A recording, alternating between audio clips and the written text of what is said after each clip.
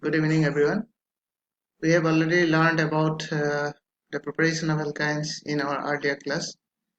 Today we are going to discuss about the chemical properties of alkynes. Okay, the studying chemical properties is very much important for any class of compound so that we can understand the reactivity about alkynes. We have already learned about the reactivities of alkenes.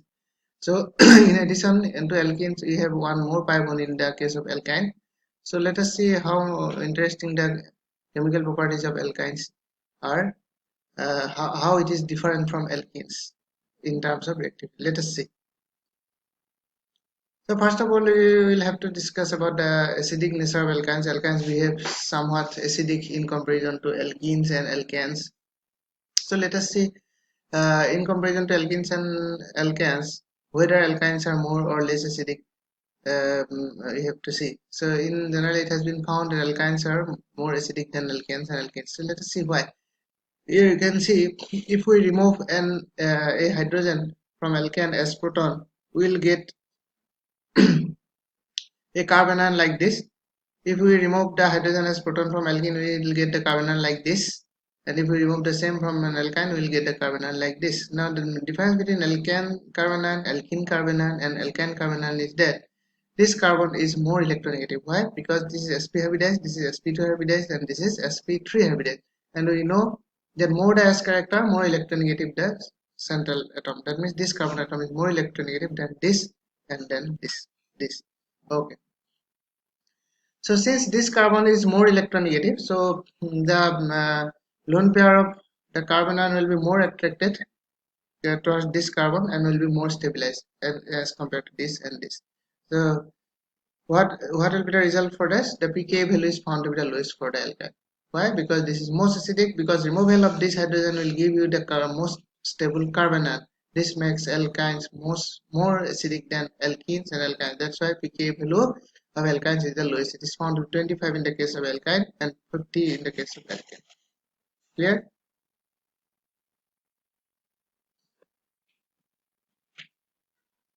So let us see a special reaction of alkynes, that is alkylation of terminal alkynes. Terminal alkynes, we know what are the terminal alkynes, that contains hydrogen at the terminal of a triple bond CH, triple bond C, single bond H. That type of alkynes are known as terminal alkyne.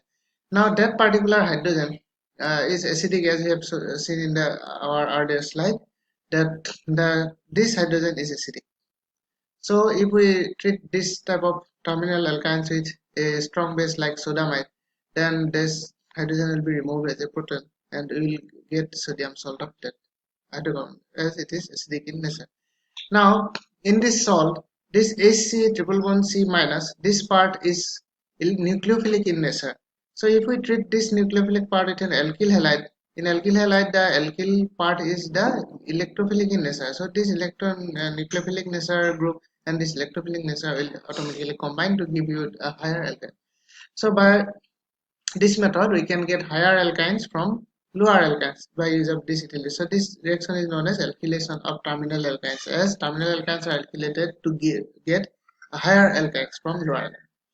So since this hydrogen is acidic, we may also replace this hydrogen by not only by sodium like sodium, we can also replace it by metals like magnesium by using Grignard reagent. So RMGX is a Grignard reagent. If we treat Grignard reagent with this alkyne, terminal alkyne, then we will get magnesium salt. And this will be also known as Grignard reagent, containing an alkyne group as the alkyl part of RMGX. So this is again the nucleophilic part, and if we treat it with Rx, this is the electrophilic part. R part, R will the R group will automatically combine with CH triple bond C group. So we'll get again a higher alkyne.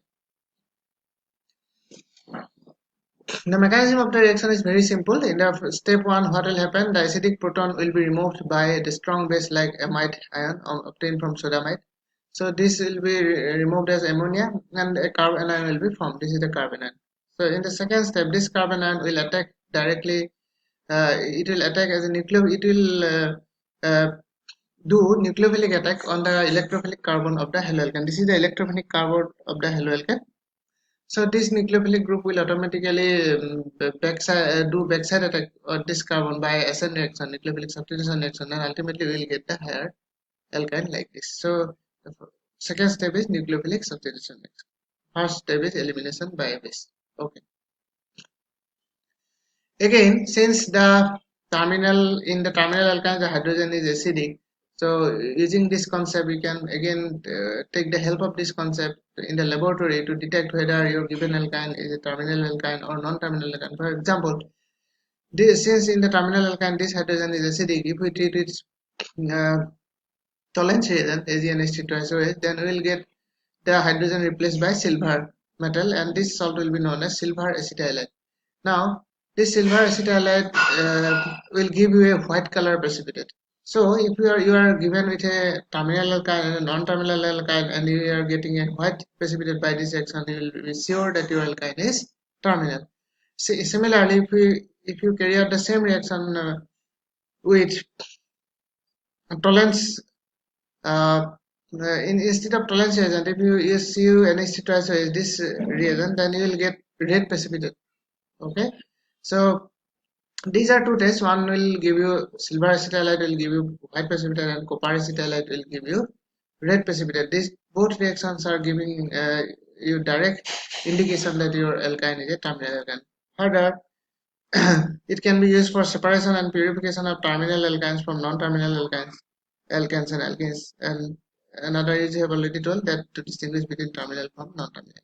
So this section is very important. Like alkenes undergo hydrogenation reaction. We have seen in the hydrogenation reaction of alkenes automatically gives alkanes. So alkanes contain one more pi bond. So first of all, it will give you alkene, and it will not stop at the alkene stage and will further undergo hydrogenation reaction to give directly alkane. However, the reaction can be stopped at the alkene stage if you use palladized barium sulfate.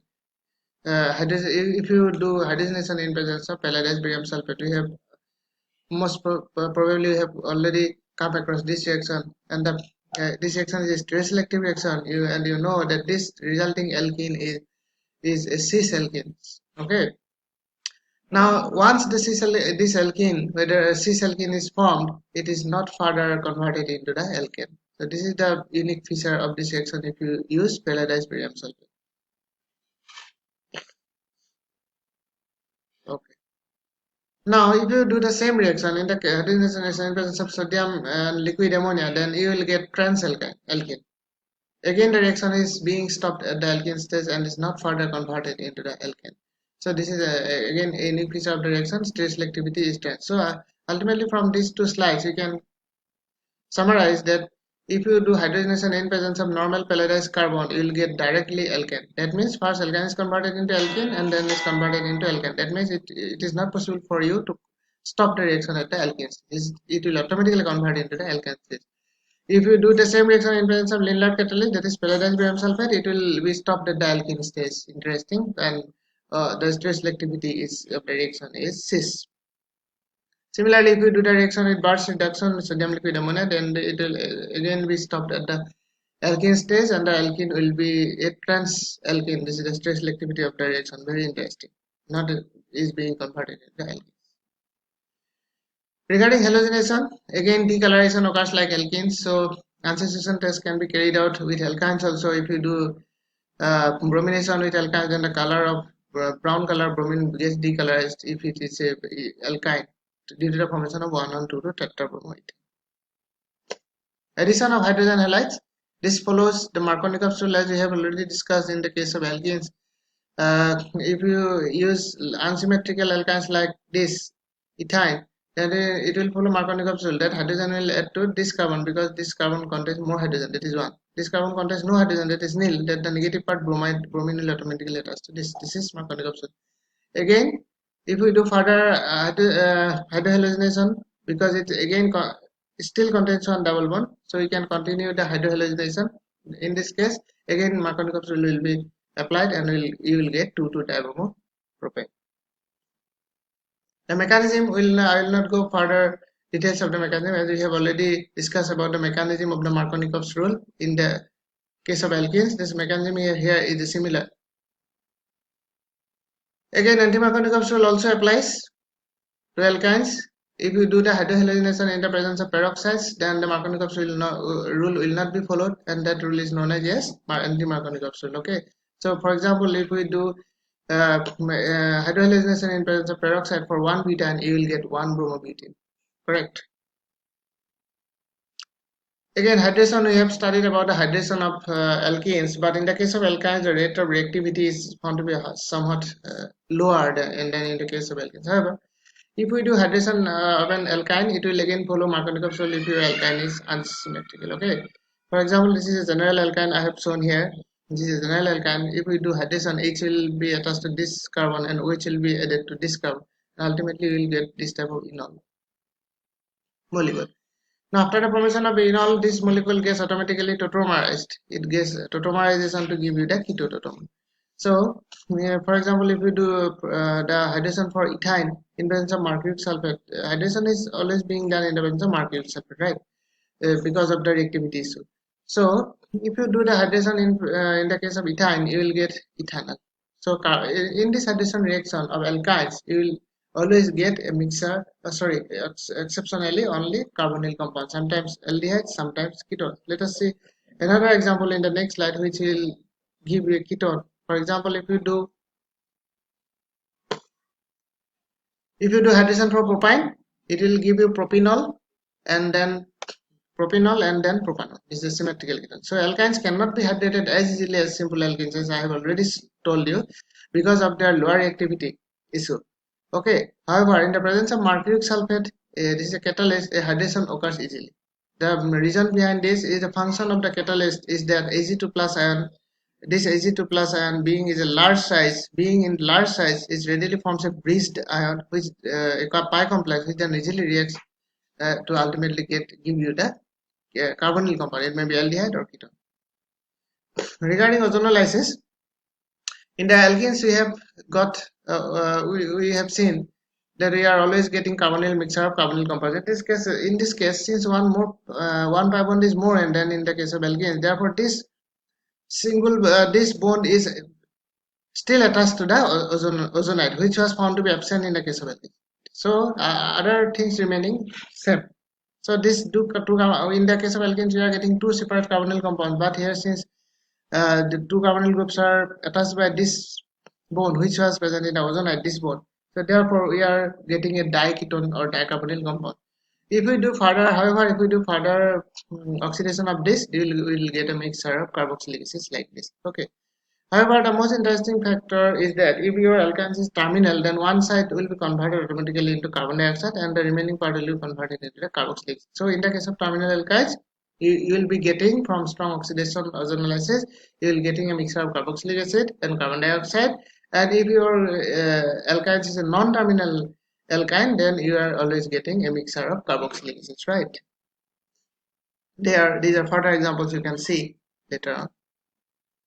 Another important action is polymerization. This action may also be utilized for the preparation of benzene, because if you pass the vapors of alkynes in the red hot iron tube at 873 Kelvin, the three alkyne molecules should get polymerized and will give you the benzene. So this is the best, in fact, it has been found to be the best route for entering from aliphatic to aromatic compounds, from the aliphatic world to the aromatic world, right?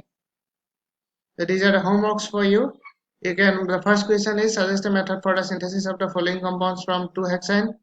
I hope you can now easily can convert. Yes, 2-hexane. From 2-hexane you can convert it.